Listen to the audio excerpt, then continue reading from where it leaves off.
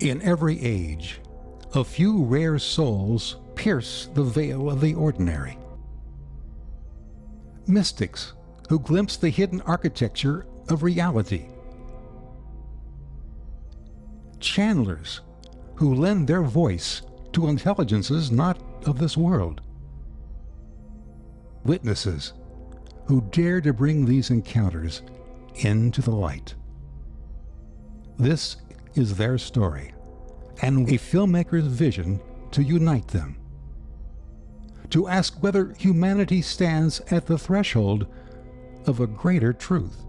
In conversation, Dr. John Stone, a modern-day mystic, searching for the meaning beyond material existence. Carol Morgan, a channeler for an intelligence calling itself a Blue Avian, said to be an advanced species from higher dimensions, guiding us toward a better way of being. And Ron Meyer, the filmmaker, bearing witness to the extraordinary. Came crashing through like that at the horizon, and we were in different places. What follows is not scripted, not rehearsed. It is a dialogue unfolding at the edge of the possible. A moment where the boundaries of human and cosmic flesh and spirit collapse into one shared mystery.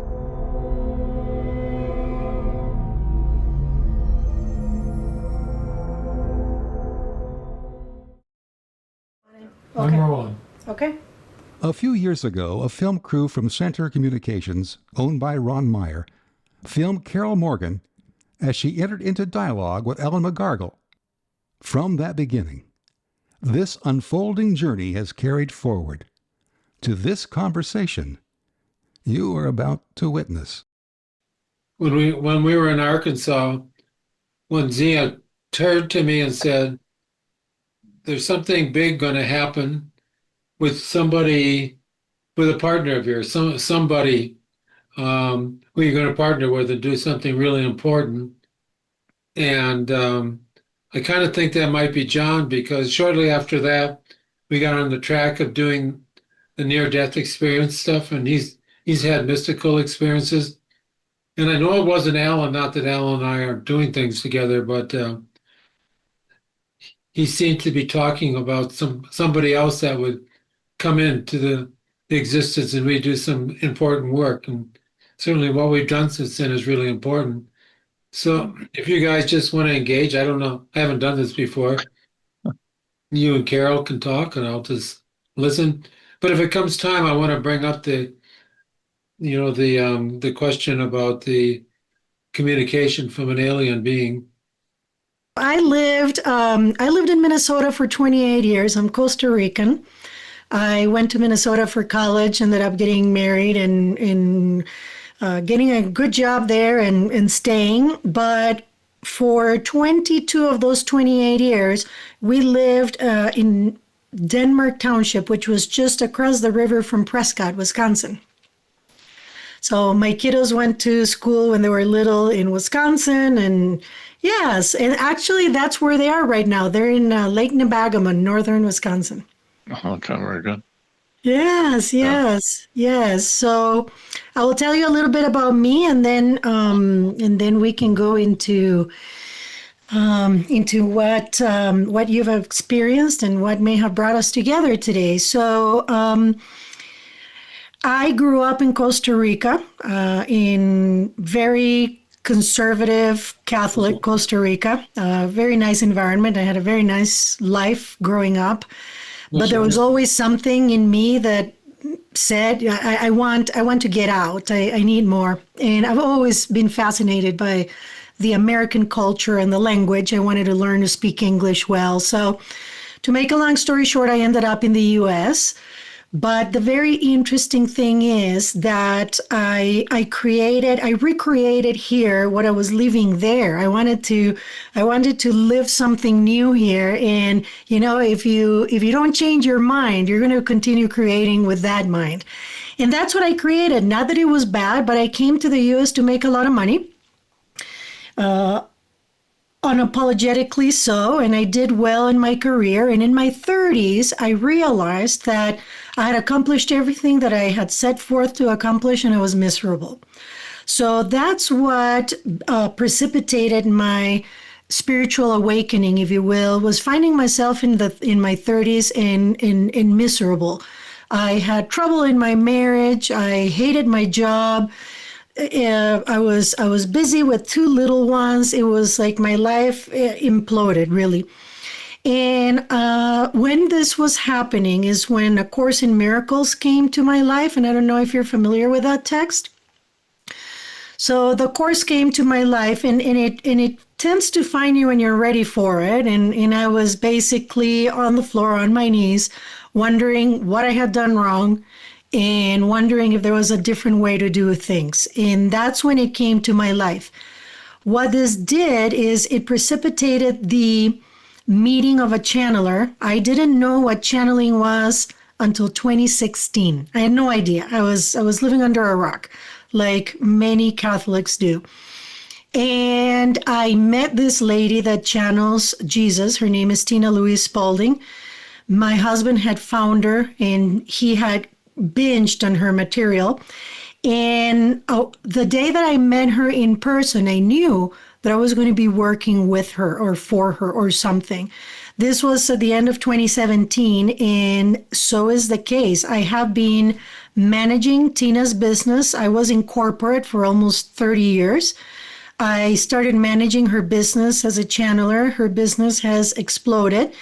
And in doing that work with her, my channel opened up. So in 2018, in September, I was in Taiwan with her. She was leading a meditation, and I truly had no intention of pursuing anything like this. I just kept admiring that she was so brave to put herself out there. When you open yourself that way, you are, well, open and very often a target for criticism, judgment, and so on. So I admired her, but I had never pursued anything like that other than my own understanding and my own development. And what happened was that in Taiwan, I was in the middle of a meditation and I had an out-of-body experience, and I had never had one, and I didn't know what they were. So I found myself in the Swiss Alps. I had never been there. Now I have. And now there's another layer to the story because I had an NDE there last year.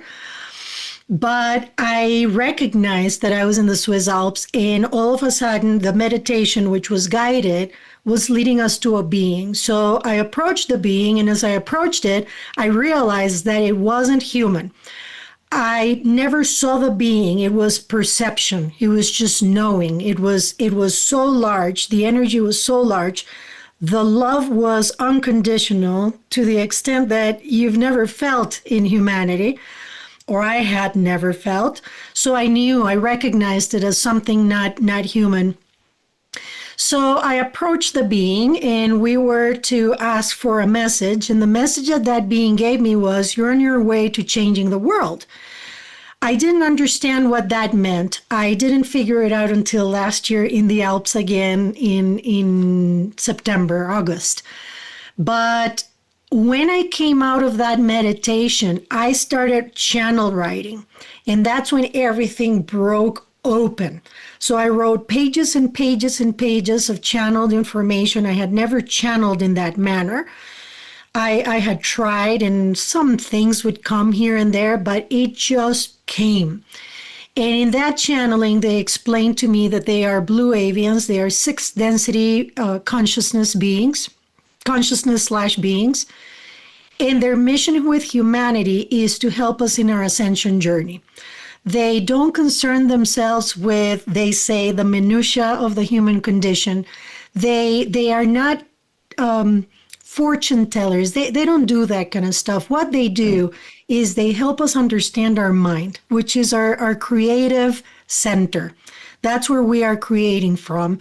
And they want us to understand our minds so that we are better equipped to align ourselves with love. That's what we're here for. It's exercise our free will and choose between love and not love. And anyway, that's a very high level summary of the amazingness that I have been experiencing since 2018. And last year, and I shared this with Ron, not knowing that he was doing work on NDEs. I don't know, maybe like a month or two ago, we connected. I had been feeling, I wonder how Ron is doing. And I sent him a message and I said, hey, how are you? And he didn't want to give me the standard answer via text. So he called me and he says, how have you been doing? And I said, well, I have been navigating something extraordinary that happened to me last August, and it left me pretty off. It's been a journey to reconcile what it is that I experienced, but I experienced what I now understand was an NDE. It was a dissolving of my body in becoming one. It was an experience of full bliss and unity, consciousness for 3 hours while I was laying on the spot where I had met Sina in an out-of-body experience years before. And when I came down, John, it was a bit of a rough reentry. I didn't remember why or when I chose to come back from that experience. I just know that I thought of my kids and boom, I was in my body. So there was this missing link for me. When did I make the decision of coming back from that? And there was a bit of a longing, because once I had experienced that, I couldn't find it here on earth. And it was unsettling, because I come home and I feel alien, pun intended, in my own house with my own family.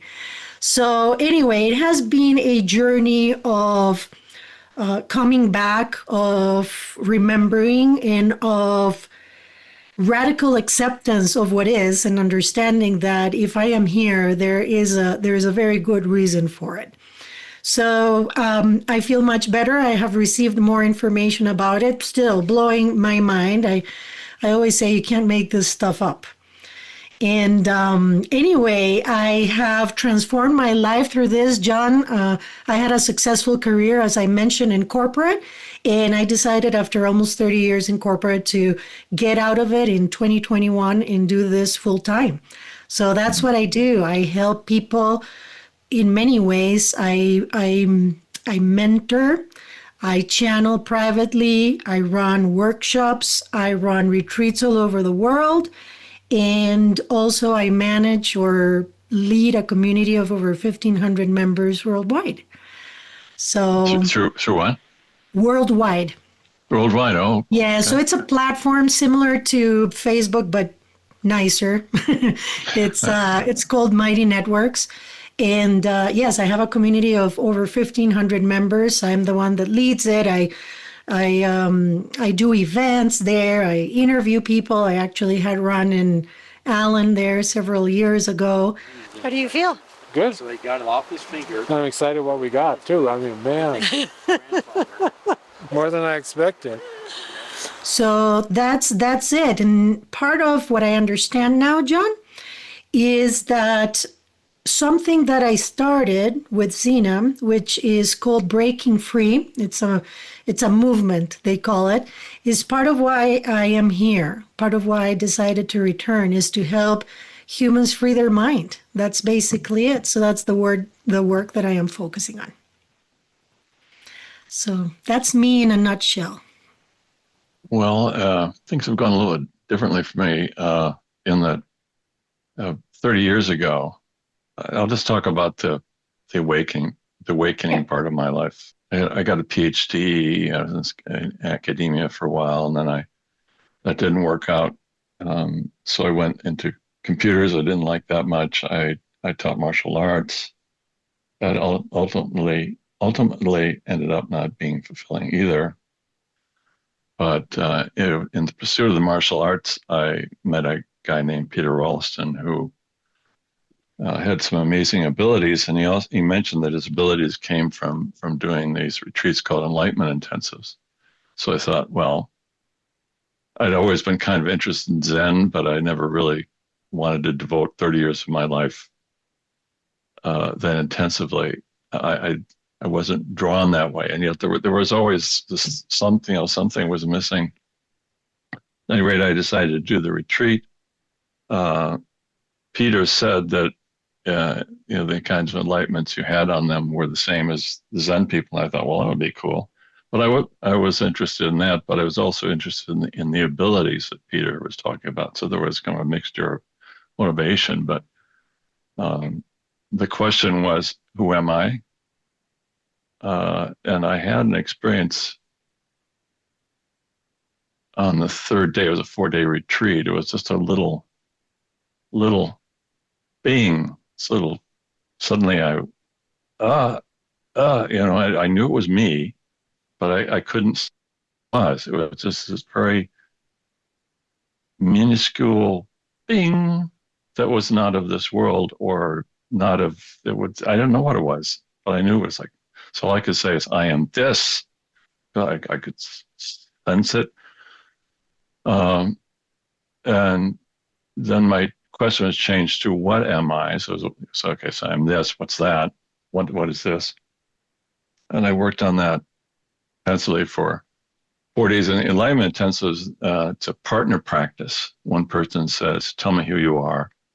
The other person says, contemplates the question and then communicates whatever comes up. And the person who's given the question just listens without any judgment, ideally. No smirking, no reactions like this. Smiling's okay, but the energy can be explosive. People can be crying and screaming, or it can be really silent. And this was going on from 6 a.m. to 11 p.m. for 4 days.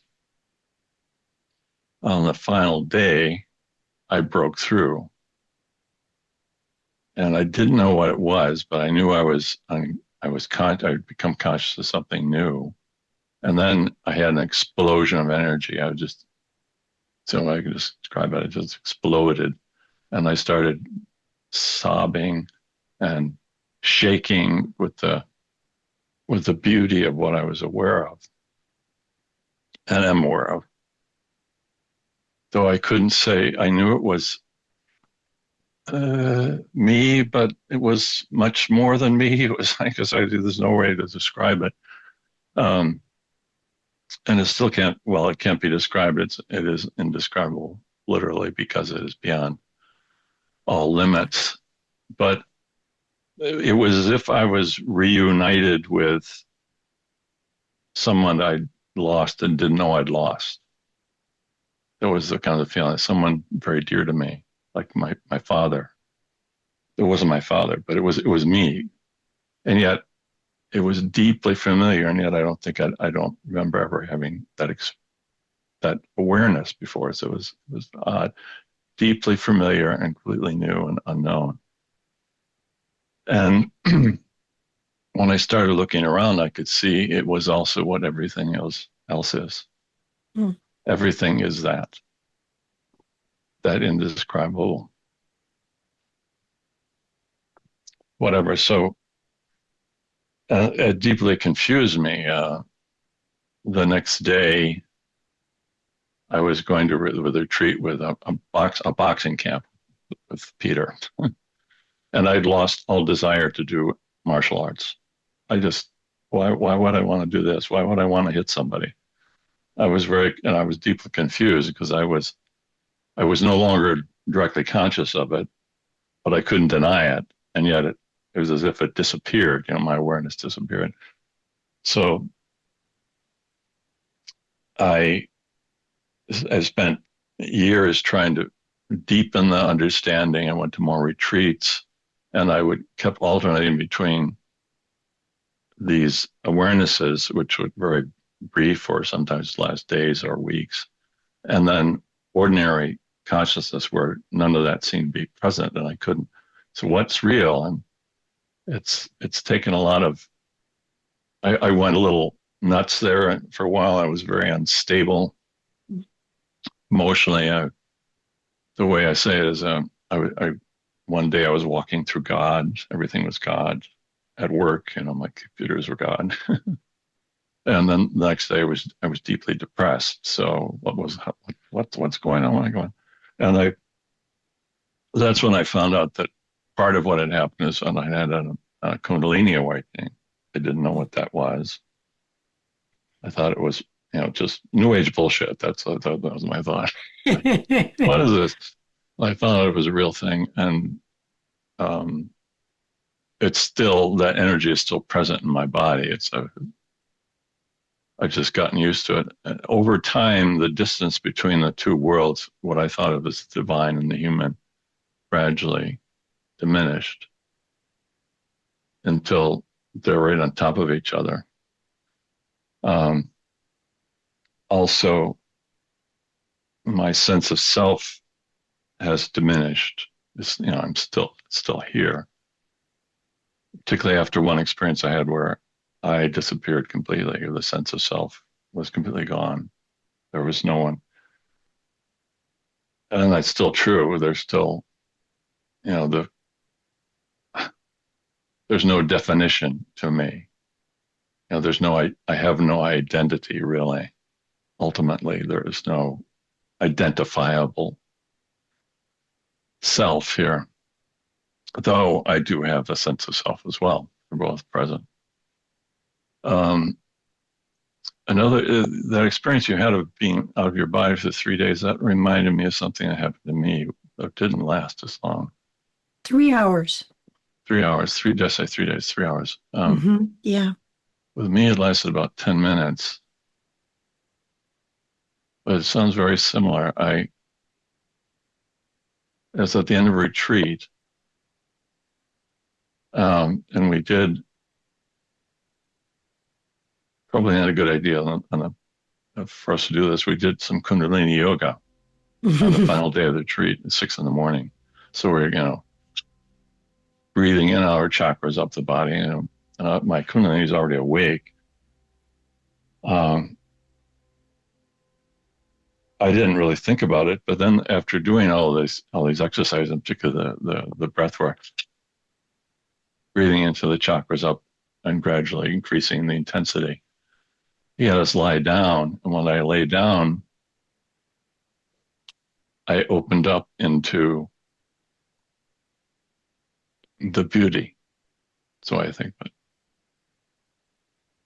and it's hard to say how this worked out, but I was breathing the world in. I was breathing the cosmos. I was in the middle of the cosmos, but I was also breathing it in. And with each breath, as I breathed it in, I came into existence. Like my being came into existence. But it was all of creation also. And then when I breathed out, I ceased to exist. But creation, it was not like creation came into being, but it was as if I was breathing in and out all of everything with every breath. And as I say, I came into being and then I ceased being, and yet what I was breathing in and out never changed. Even though there was constant change, and that was happening with every breath. And I was just lost in the beauty of it.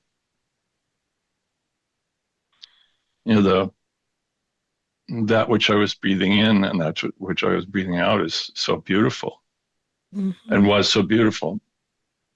And I was totally lost in it, though there was still some sense of a being coming into being and going out of existence. And after about 10 minutes, it wasn't that long, the retreat leader came. I didn't hear anything. I didn't know what was going on around me, but I could hear his voice saying, "What's going on with you, John?" And I opened my eyes and I realized I could hardly speak. I could speak a little bit, and I couldn't move. I was completely lost. I was gone. But whether or not I was out with my body, I don't know, because it was still sort of anchored in this existence. But I knew I had to leave. The retreat was ending and I had to get off the island we were on and go home. So I said to him, bring me back. And he helped me come back.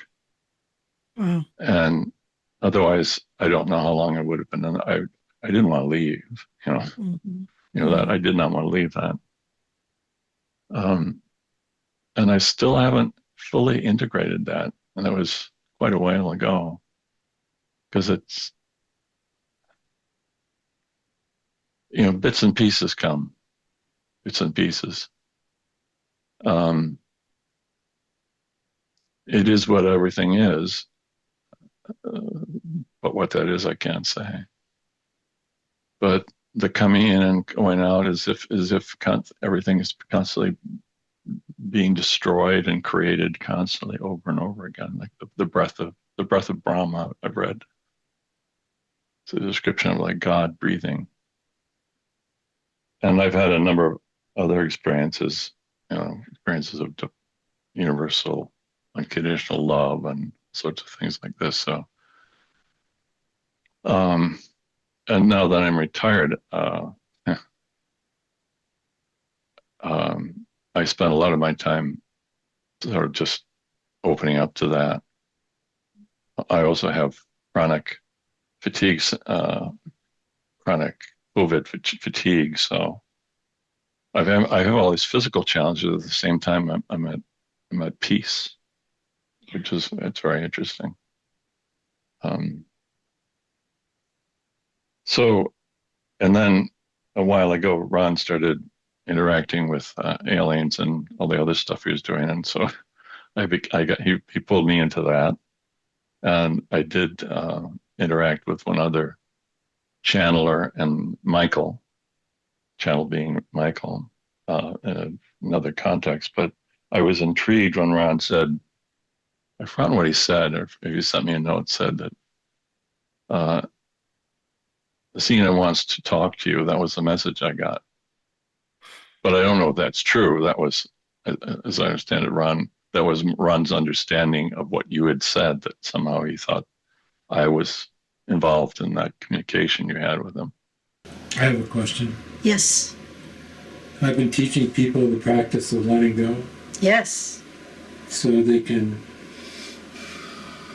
see more clearly, experience more clearly the truth. Do you agree with that process? Yes, dear love, it is important for beings to not carry that which no longer serves them. There is a, let us say, muddy windshield in front of those that are carrying the past with them, that are living the present moment and are projecting into a future that doesn't yet exist. In what you are doing, you are bringing them back to the present moment to allow them to let go of that which no longer serves them. That is what you are doing. Okay. So that's what led to this. I don't know if there's any message in there for us or what. One of the things, I've had a different path from you in that I have not become a leader of anything. I haven't found a way to communicate this. I've wanted to communicate it, and I realized that apparently hasn't been my path. Though I write, it's sort of like channeling. I start speaking from that place of where I know. And it's a different voice than the voice I'm using now. Yeah. He had me to talk to, but that was about it. Yeah. So, Yeah.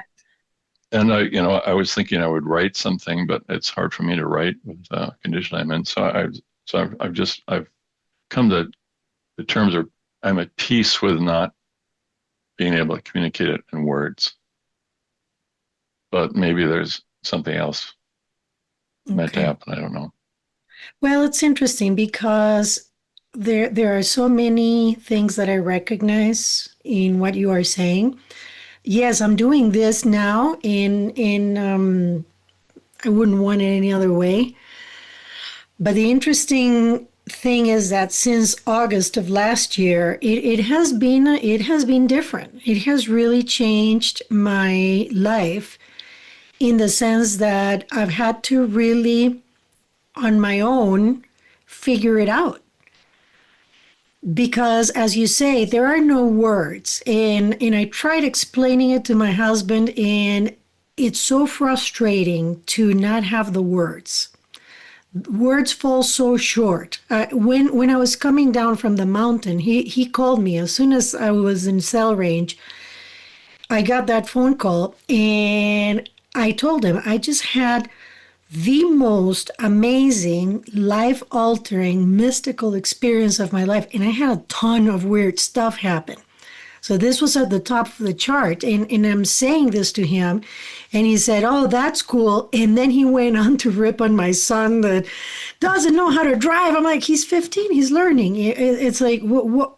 I'm like, it was so surreal. So I have. I know what you're talking about. I've had similar. I've had this, and then immediately the topic has changed.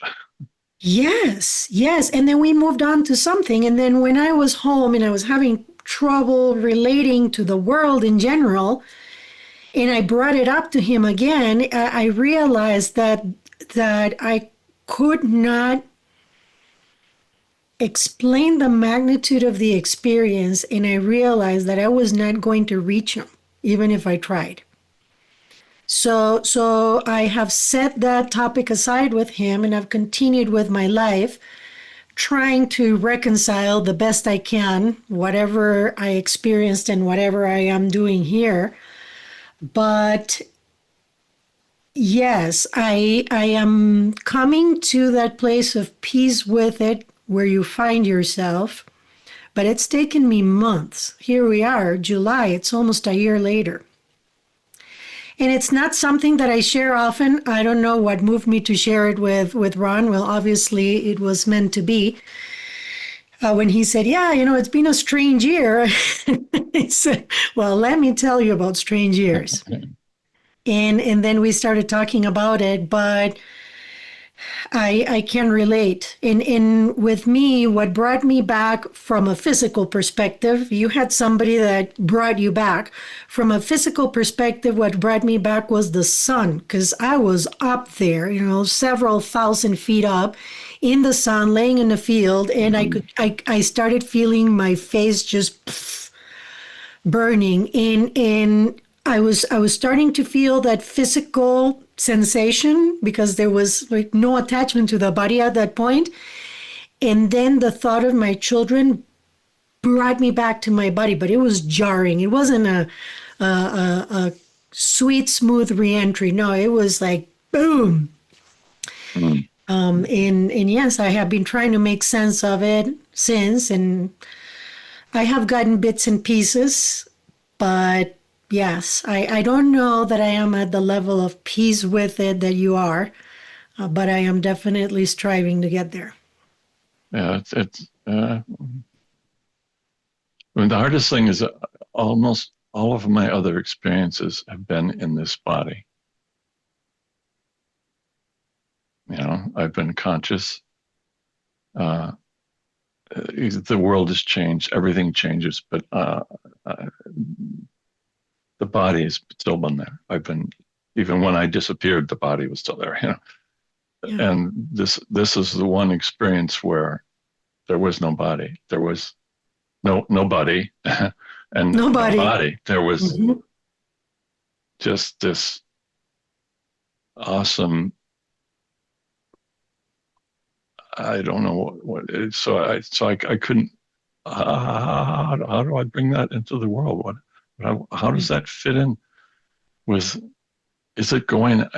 Is that is it going on now? I mean, so that was very, very confusing.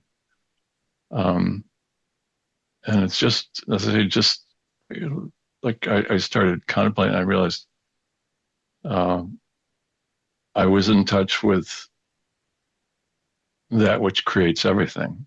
It was being at the source of all creativity.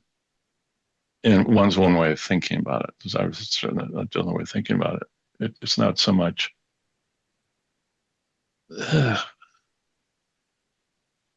everything comes from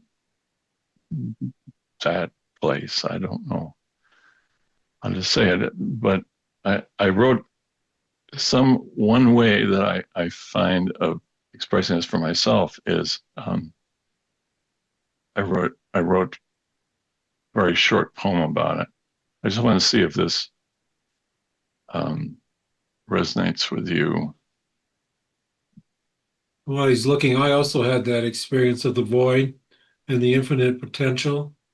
Yeah. No definition, yet it's everything and nothing at the same time. And I wasn't there, then Ron wasn't there,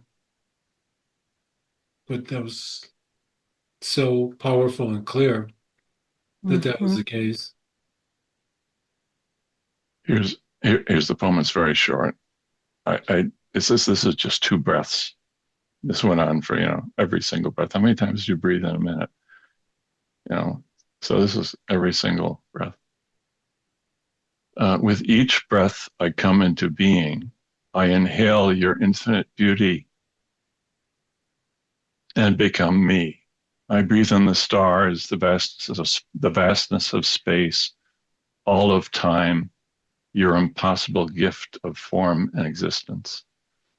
With each breath I cease to be, out of me flow, never having changed, the sea of being, the majesty of time, your impossible gift of form and existence. Wow. Mm, yes. Wow. Holy cow. Mm, Yeah, so yes. so Yes. that was written in that other voice. Wow. That's pretty amazing. Thank you for sharing. You're welcome. Yeah, that's it. That's exactly right. And it touches me that you heard it. Mm-hmm, mm-hmm. Yes. Yes, I feel you. I feel it. What a ride, huh? What a ride. I just I just feel moved to read one more. Yes, please do. So there are 2 versions of this, and they both have they it's about the same thing really, but this one was I became conscious of something within me, and I was about to communicate it to my partner, and just as I became conscious of it, and it was like this, everything distilled into one little drop. Like it was me, but it was everything. That's the way it. So that's what I call it, the drop. I'll read 2 versions. They both. One is a little shorter poem, and the other is a little. Anyway, I'll read it. I have discovered something within me. It is the purest of liquids, the tiniest of drops. Without it, I do not exist. If you stop, you will find it too. Its taste fills your being. It is the most precious thing there is, making all things possible. Radiant, self-knowing, dimensionless, all space and time flow from it. And this is a longer one. There's one, the ending of it is kind of says it all, but it's the same thing, but a little bit run out. There is something unknown within me. Let me show it to you. Ah, it is the tiniest of drops, but how precious it is. It makes me possible. It is what makes me possible. It makes my thoughts possible, my emotions, my body, my awareness, my life. It is the most personal thing there is. Without it, I die. Without it, there is no me. Can you see it? Here I am. Can you hear it? It is speaking now. You too know it as your very self. You too flow from it. You too. And you too are all things, all worlds, all possibilities, all of time and space. It is the limitless well from which everything flows, from which everything is given profligately without any reason at all. All perceptions, all dimensions, all space and time spring from it. All beings, all breath, all movement, all stillness. So, Wow. also Wow. saying the same thing, really. Oh my goodness. That is pretty awesome. That is pretty awesome. Pretty amazing. Thank you for sharing. Thank you for listening. That's it. That's exactly it. Hmm. Hmm. I'll share with you that one of the amazing things that has happened since the channeling, since the connecting in Taiwan, is the channeling of art. And this art really is, it's not just art, they're called energy attunements. And they work at a cellular level, so you don't need to understand them, and you don't even need to give permission for anything to happen, because they are not an upgrade. They are simply an attunement where they clear the way for you. So anyway, after the first Kundalini experience that I had, I was actually in a retreat in Crete, and the roof or the ceiling of the place where I was disappeared. And I have my eyes wide open. This is not me in meditation. This is like I am awake, and the ceiling disappears, and everything becomes the universe, if you will.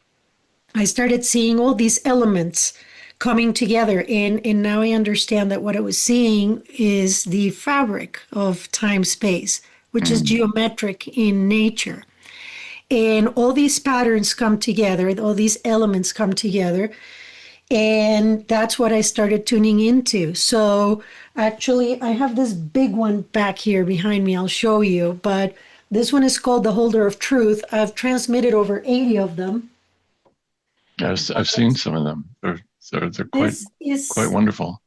This is the one from Crete. And the Holder of Truth basically she is holding her truth by being herself. So anyway, I wanted to share that with you, because what Zena is telling me about you right now is that you are channeling. Channeling doesn't necessarily have to take a form of spoken language like we are using right now. It can be nonverbal communication. It can be a knowing. It can be written. It can be art. It can be music. We are simply, and the word simply is not to diminish it, but to exemplify the ease with which we do it. We are simply tapping into God, an infinite body of knowledge that always has been and always is. And we are not really generating any thoughts. Our brain is not a generator, it's a trance receiver. And with this tapping into, what we're doing is channeling information. And channeling simply means directing. And we're just directing energy at a more conscious level than we normally do. But we're always channeling. And what Zena wants you to know at this time is that you are indeed channeling. You have, through your practice, your spiritual practice, you have increased your frequency to a point where you are tuning into a different channel. And you are bringing information through, as well as energy. Information is energy. And in bringing it through, in just allowing, you don't need to worry about what form it's going to take or what you're going to do with it. It is going to continue to evolve if you simply allow it. And you are not getting in the way of it. You are at peace with it, but he wants you to understand that there's more to it than what is seemingly in front of you. So it is an honor, they are saying, and I'm happy to fully channel. I'm channeling, but I'm happy to get out of the way in a little bit, but it's coming, so I don't want to lose it. And they're saying that it is an honor to witness your surrender, because that's what you have been doing. It's surrendering in understanding that our minds, our human minds, as limited as they are, we don't know what anything is for. But you have been allowing for that mind to be set aside so that you may learn, so that you may try to touch the tip of that iceberg that is fully who you are. But they are very excited. They're very excited for this meeting. They're very honored to be here and to have this opportunity. So yes, we can channel and see what happens, what comes out. But that would be lovely. I've often thought that it is another voice. mm-hmm. It's as if I don't do it. There's no will behind it, but for whatever reason, I'll turn my mind to something, or I'll turn my head and I'll notice something new, and then I'll just know something. I don't know how I know it. Yes. And then I'll write it. I'll start writing, and and if I'm able to write from the knowing, it comes out like the stuff I wrote to you. So in the beginning, I would write about it, but then I realized I had to write from it. Yes. I had to take that voice on it and let it speak. That's the way it is, rather than not even owning the. It's not like, I don't know. It's hard to talk about. It's not this voice, this ordinary human voice. And yet I don't usually speak from it. I write from it. Mm-hmm. I did speak from it once at a retreat, and I realized, I am. Yeah. As soon as I start to open up to it, it's right there. Yeah. I am. I mean, the words that came to my mind that I couldn't. I am without beginning and without end. Mm-hmm. Words that came, Yeah. and there's more, but. Mm-hmm. Wow, how amazing. How amazing. Thank you so much for sharing. Oh, thank you for sharing and listening. Mm-hmm. So, it'd be nice to talk to Zena. Yes. Julie. So, John, Yes. how I do this, once it starts flowing, I usually, when I'm in Zoom and I'm driving, I'm not driving, Ron is driving today, but what I usually do is I mute everybody so that there is no interruption to the flow of information. I get out of the way and it just flows. There's never a shortage for words and energy and love, really. So I'll do that. But in addition to that, I want to ask you, do you have any questions for Zena before I bring them in? Remember, I have one. Yes, we'll come back to yours for sure. All right. Good. Yes, I want you to have your own answer. Okay, that'd be great. Yes. Something happened that seems really pivotal that I can ask this right now that happened in the last 2 weekends. Awesome. Awesome. Okay. No problem. What's odd? The question came up is, what is this voice? Okay. But as I said, it's weird. It's not, in a way, I'm comfortable with not knowing, but I know that. I feel it. And yet I thought, well, maybe I could ask that question. That might be, but it's tell me. Well, maybe tell me about the voice. Maybe not tell me who it is or what it is. But tell me about the voice. For me, I'll just say for me, as I said, it's I speak from where the knowing. Yes. Yes. So That's a it great doesn't. question. But just tell me about the voice. That Okay. voice that I Okay. speak with. Okay. Sounds good. So we'll see what Zena has to say. My name is Zena. My name is Zena Allen indeed, and what a joy. These communions are a true joy. When humans open themselves up, when they stop guarding themselves, when they stop defending or protecting themselves, that is when magic happens. And we use the word magic simply because it is one that you know. We don't use it from the sense of, ooh, this twinkly, glittery thing happening. No, it's where the beauty is allowed. That is what we mean. And it is beautiful to see when humans open themselves up, lower their guard, and they just communicate from the heart. Because the heart is where the true you lies. This communion is perfect indeed, and it is happening exactly as it needed to happen, in exactly the perfect order. We rejoice when humans listen, when they listen to their inner guidance, and when it seems as if things fall into place. Nothing really falls into place. You are always, always creating with your every thought, with intent. You may not be conscious or aware of it, but you are creating.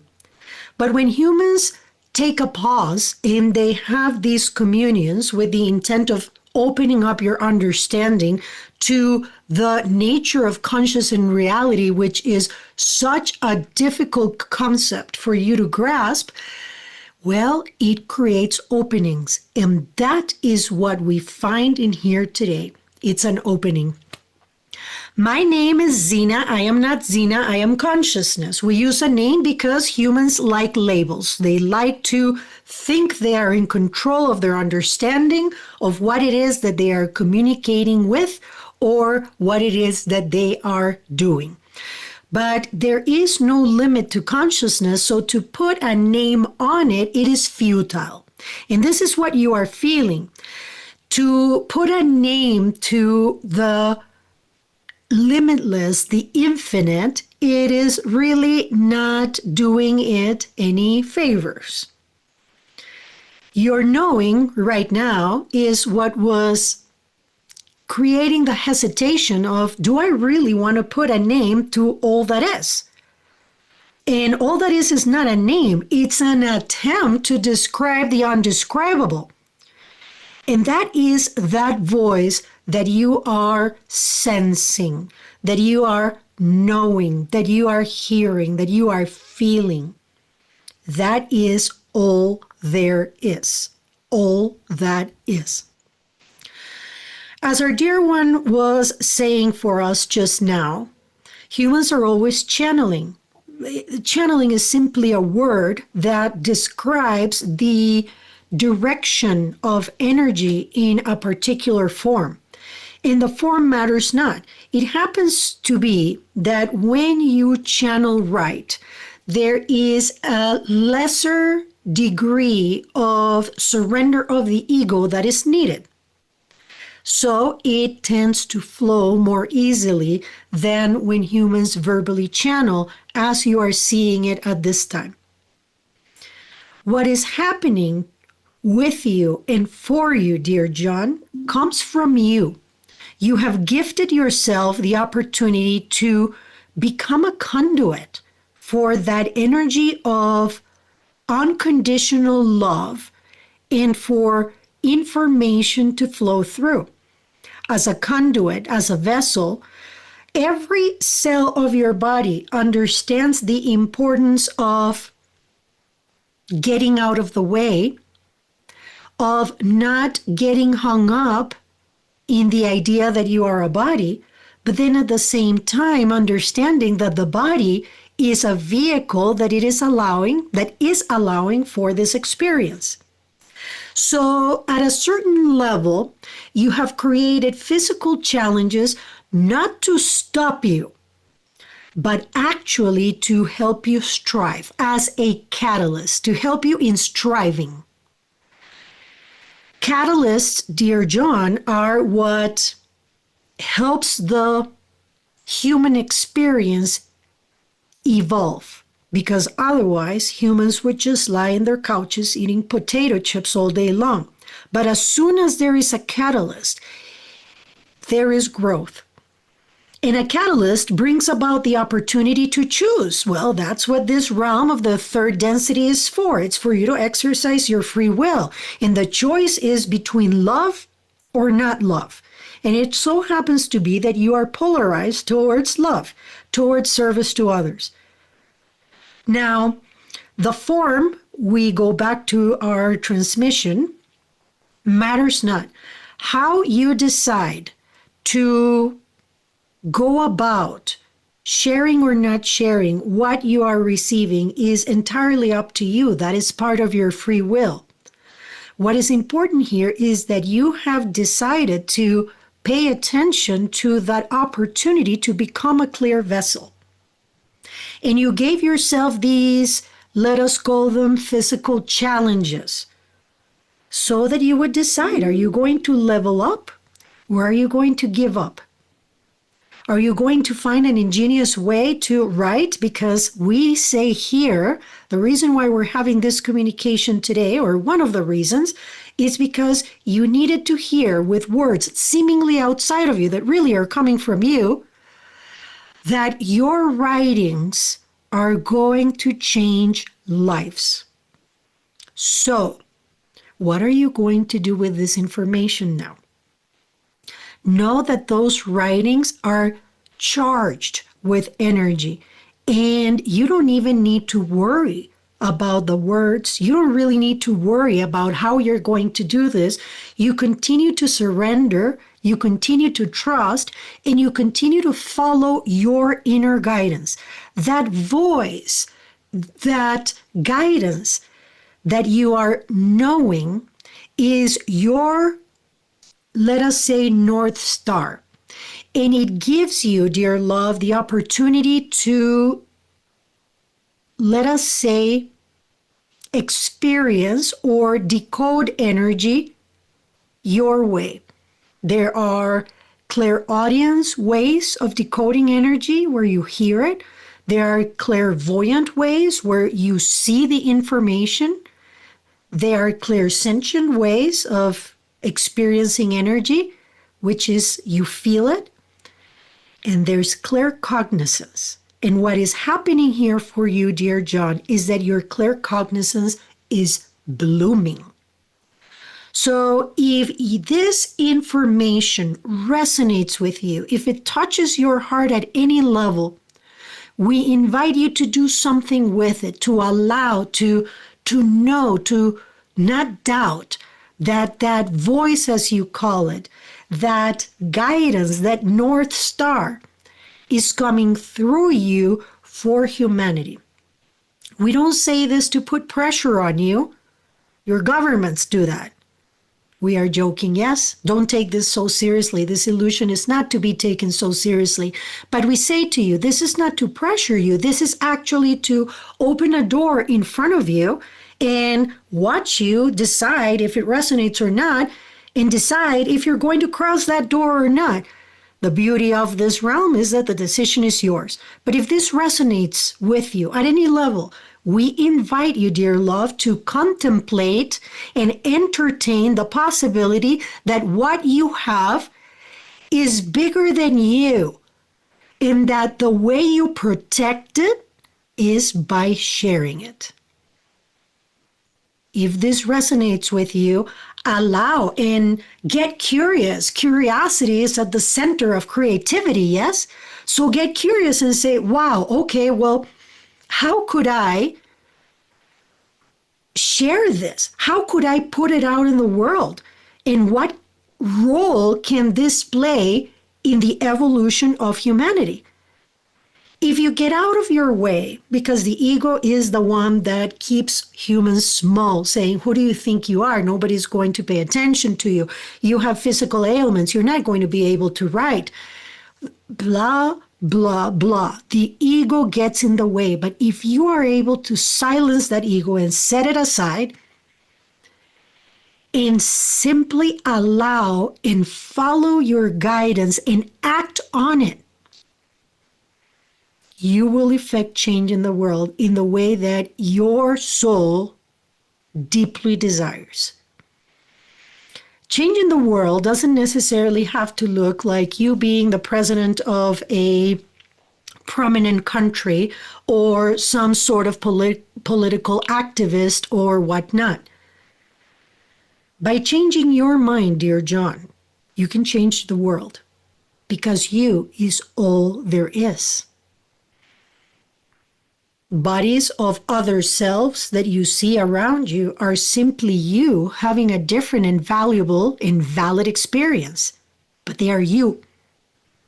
So if you take out of your mind that things need to be a certain way or that you have some limitations and therefore you can't change the world, we say that will propel you to the next level of your evolution. And we will tell you there is quite more for you to be experienced in this realm.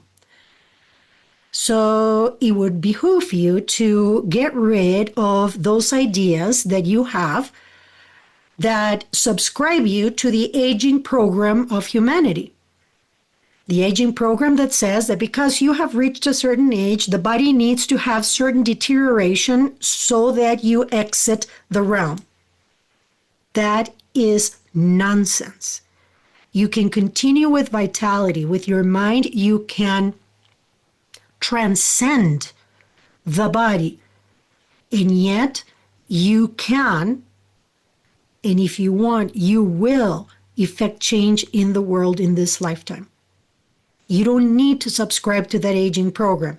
In fact, having had the multiple experiences that you have had, you understand that the body as a vehicle can be left at any time. So there does not need to be a deterioration of it for you in order to be able to exit this realm when your soul desires it. So knowing that, why not focus your mind on vitality and on creative expression, on unleashing this gift that you have unraveled, because you have, in finding your deepest soul how to share it so that you may protect it. That is it. So that voice that you hear, your internal guidance, that is an unimpeded you, let's call it. An unedited you, a wise you that is in a state of allowing and of surrendering. And that is all-knowing, because so are you. You are simply connecting to that aspect of you that still remembers. To be here, seemingly in a body, you go through the veil of forgetting. That simply is so that you can have the experience that you are having as all that is in seemingly a body. Because if you would remember that you are limitless, if you would remember that you are infinite, then you wouldn't be having this seeming experience that is so valuable. So that is the unimpeded you. That is the higher you that is truly trying to call you to let go of the seeming limitations, to not subscribe to the aging program, to not let you wither away. Why would you wither away? There is so much to you. There is so much value to your experience. There is so much value to what you have lived. There is so much wisdom because you have taken action. So why waste that? Why not share that? And again, the decision is yours. We do not infringe upon your free will. We simply encourage you. We simply root for you because we understand how difficult this realm can be.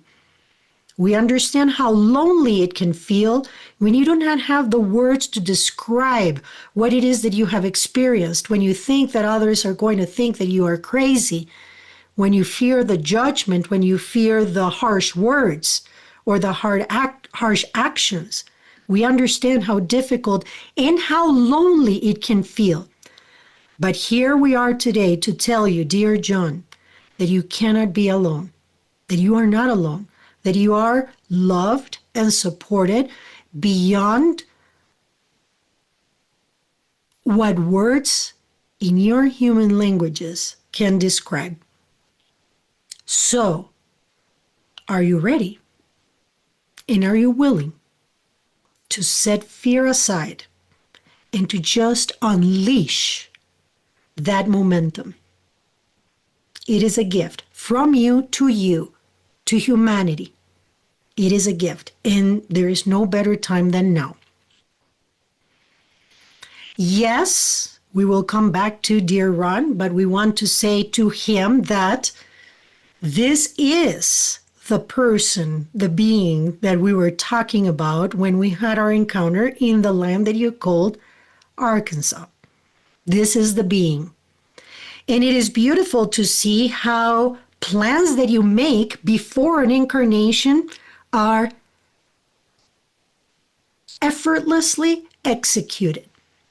Here, the three of you are. So, yes, this is the being. Yes, there is more for the two of you to accomplish if you so give yourselves the opportunity, because the choice is always yours. The two of you together have a lot of value to bring to the world, again, with the synergy, let's say, of your experiences, of the knowledge, and more than knowledge, wisdom, which is knowledge put into action.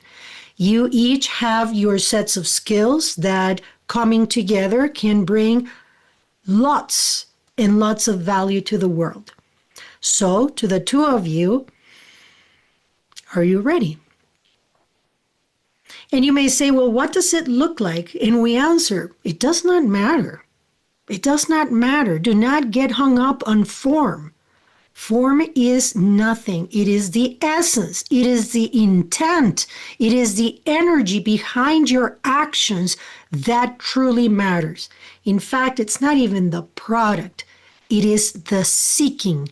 And each additional seeking of the love and the light of the one infinite creator exponentially magnifies the potential benefits and products that you can bring to the world.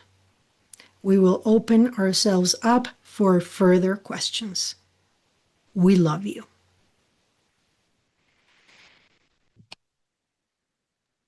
Thank you.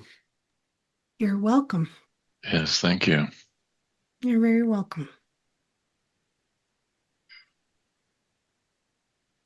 What comes up? Well, I think I got the message to let that voice speak through me, as me, and to see where it goes. I don't.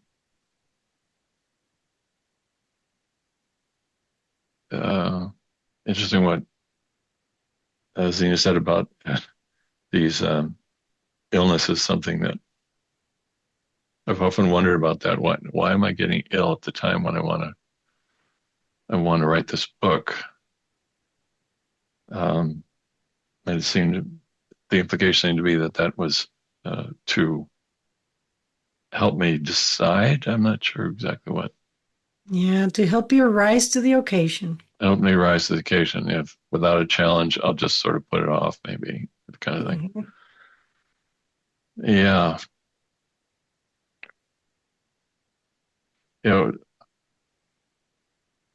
I'll just have to see. I mean, I mean, as soon as I started opening up to the voice, there it was.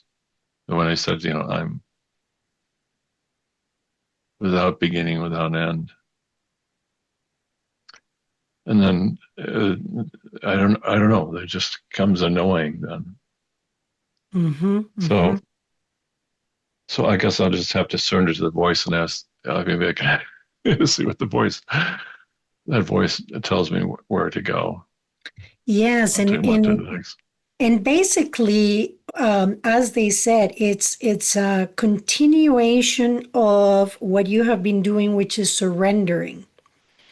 But now with a renewed, let's say, sense of knowing that there is definitely a larger purpose for it that is well, bigger than you. Not that you didn't know that, but it's a confirmation of what you knew, basically. And that they're saying it's going to be very beneficial in your journey, if this so resonates with you, to remember to maintain a detachment from the outcome. That's when we muddy up waters, when we attach to an outcome and it's got to look a certain way or it's got to be this way. Not really, not really. I don't know if you have ever read The Surrender Experiment by Michael Singer. No, I haven't. That's a great little book. It's a very easy read. It's his autobiography, really. And that book very much clarified things for me. He's also the author of The Untethered Soul, and that's another nice book. But The Surrender Experiment is a great way to understand how to get out of your own way. And I won't ruin the book for you, but all he wanted to do was meditate and be in the woods. That's all he wanted to do. That was his preference, but life kept bringing other things to him, and he learned how to surrender to what life was bringing. And I feel that would be very beneficial in your journey, is surrendering. It's just allowing, which you're doing a really good job at, but now understanding that removing the preferences would be even more beneficial, because you have uncovered something here that is magnificent. Yeah, it's interesting. John has always struggled with not realizing that he's as good as he really is for some reason. Mm-hmm. I think that's my personality is smaller than I don't know what to say. But that's my personality, to be sort of don't look at me. I just want to be here in the corner by myself, reading my book. That's This kind of is my why personality. this is why I think Michael Singer's book would be great for you. Because all he wanted to do was be in the woods and meditating by himself. So yes, I think that. But he also has the drive to be bigger too. I know that. Something's Awesome. just not working between those two positions. It's being bigger, but not having it come from my ego. Mm-hmm. Not having it serve some ego purpose, like, oh, now people are paying attention to me, I'm important, and finally I'm somebody. That can't be that. Yeah, no, I understand that. I understand that. But if you let the ego take over, it will keep you small, which doesn't serve anybody. No. We think that the ego is only about getting big. No, the ego wants us small, actually. But it's interesting what you're saying about surrender. One of the things I've been drawn to lately is just going into silence. Mm-hmm. And the wonder of that which exists in the silence. Yeah. But at the same time, how do I bring that wonder into when I'm not silent? That's the trick. Mm-hmm. When I'm, do I have to fall unconscious every time I open my mouth to interact with people, or can that silence still be there consciously? Well, So that's there is a combination of the two. yeah. There's got to be some balance, they saying, because if you think of the lives of the masters of the Far East, for example, well, there aren't a lot of catalysts there.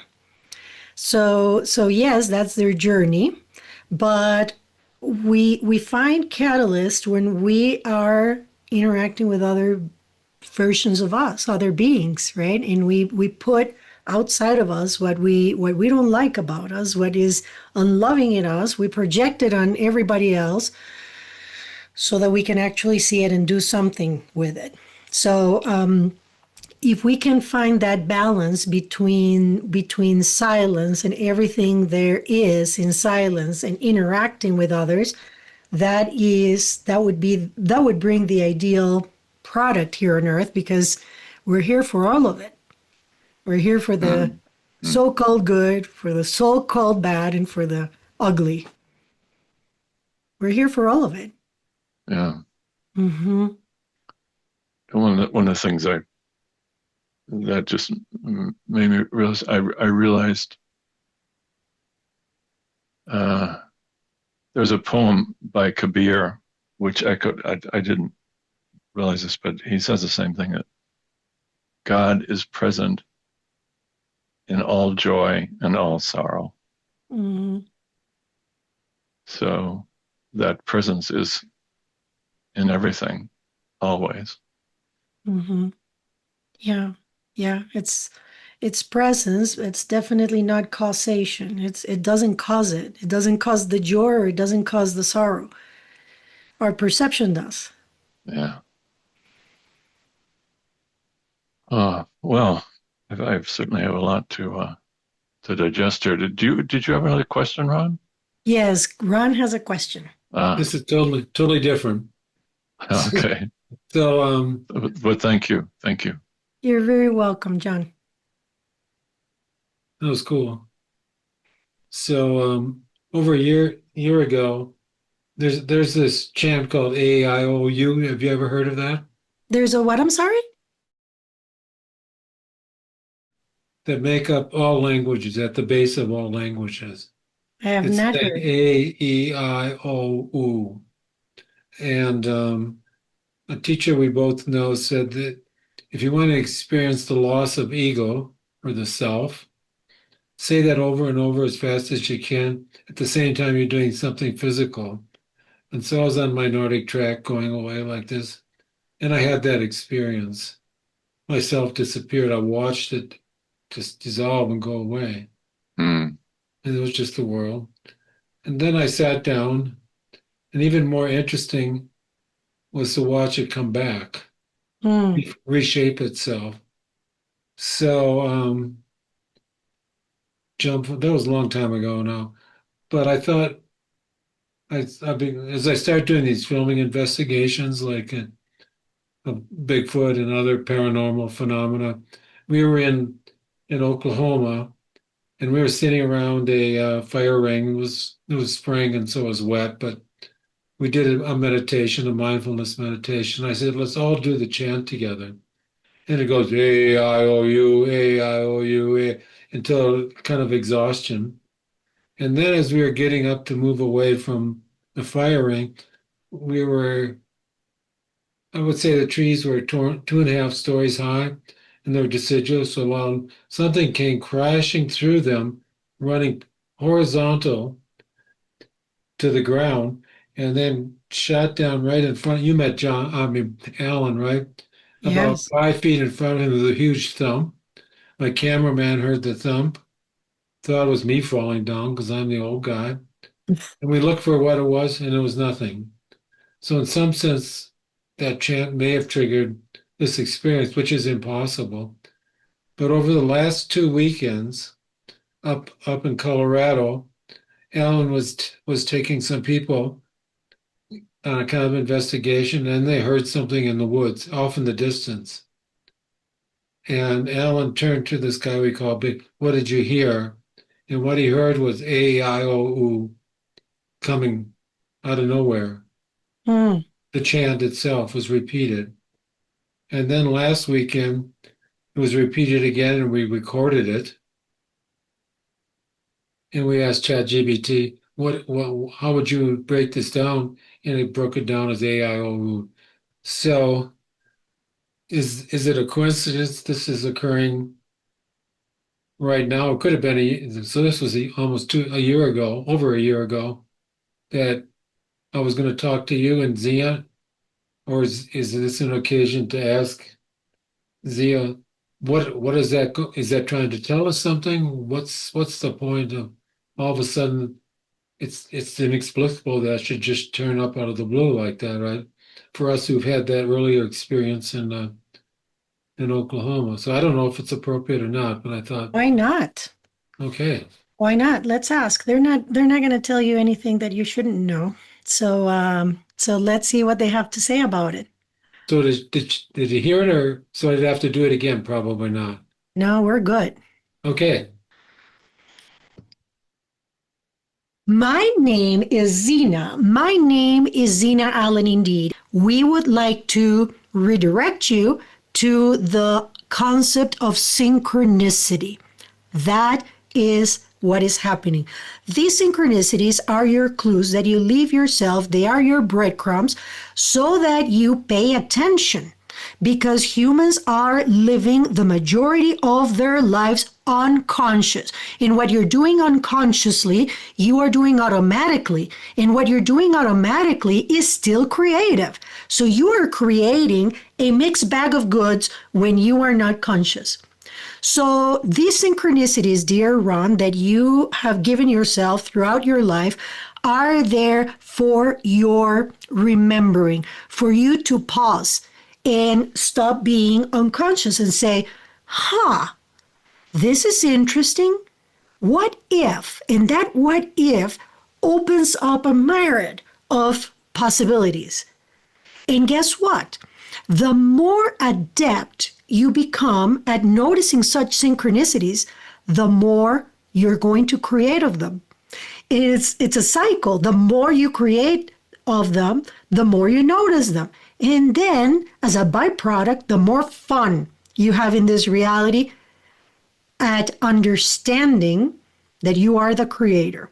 They are not coming from outside of you. You are not a bystander in a objective reality. You are the creator of a subjective reality. And it is subject to your perception.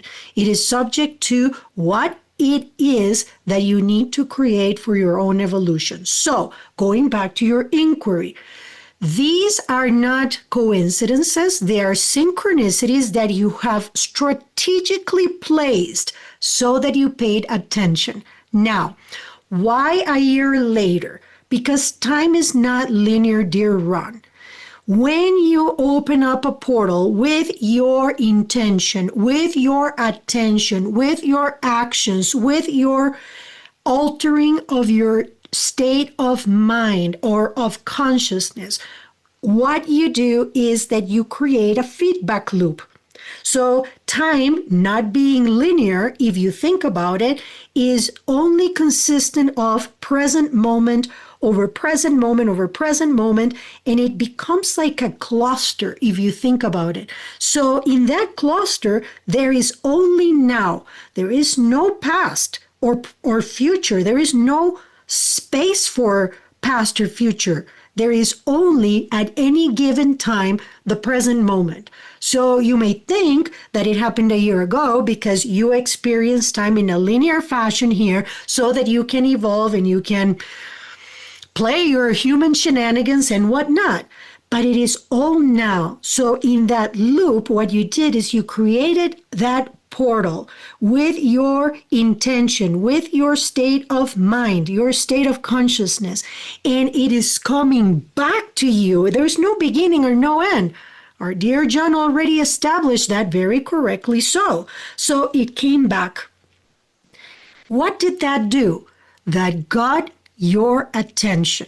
And when humans pay attention, beautiful things happen. Because then you create consciously, you start creating consciously, you start owning what it is that you are thinking rather than just, putting energy out there haphazardly and creating a mixed bag of goods. You are creating consciously. This is what is happening here. You are becoming aware of the creator that you are, and you are consciously starting to harness that power. And you are having this, let us say, collaboration with dear Alan, because he is also on that path. The two of you have come together beautifully in this labor of love, as we have already called it, because trying to bring understanding to humanity of the amazing nature of human consciousness is a labor of love. So the two of you are a vibrational match for this, and this is why you two were there at the same time. This is why you two are co-creators. When a human being has a mystical experience of sorts on their own, so to speak, they have a harder time believing it. The ego comes in and tries to rationalize things that were experienced that were not explainable by human means, and it distracts you. In fact, it derails you. But when there is more than one human being that concurrently experiences the product of their co-creation, there is less room for the ego to come in and throw a wrench in your creation. And that's what the two of you, our dear Alan and you, are doing. You are co-creating together. And what is happening? That the two of you are seeing it, are documenting it, are reveling in it. You are excited about it, and you are creating momentum from it. So what was that exactly? Does it matter? What that was again a breadcrumb from you. It is something that catches your attention so that you pause and you entertain. That's what this is for. Pausing and entertaining what it is that you can create when you are conscious. So to you we say, why not? Why not continue? Why not? The chant that you mentioned is one of many ways to connect, to go home. You haven't left, but you understand that idea of going home. There are as many ways home as there are beings on this plane. So when someone tells you that something has to be done in a prescribed way, exactly the way it is prescribed, or else you're not going home, then we say, big old red flag, run. But if whatever is said is left to your own devices and said, try it if you will, and if it resonates with you and you take action, what you are doing is that with that action, you are bringing energy that is in thought form, in potential form, into materialization. And that is what you are experiencing. And guess what? There is more for you in store from where that came. My name is Zina Allen, and we will speak again.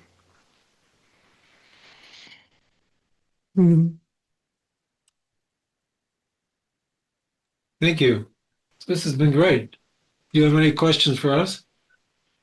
No, not at this time. Thank you for bringing us together, Ron. I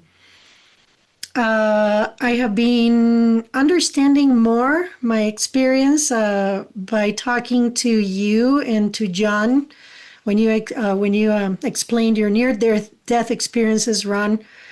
John, I wouldn't have named it a near-death experience, but after talking to several people, I figured out that's what that was, and it has really been helpful to talk about it and to hear of your experiences. So thank you for sharing, and I hope that the channeling is helpful. And hearing that there's a lot of work for the two of you ahead, I wish you really well. And if I can be of service, you know where to find me.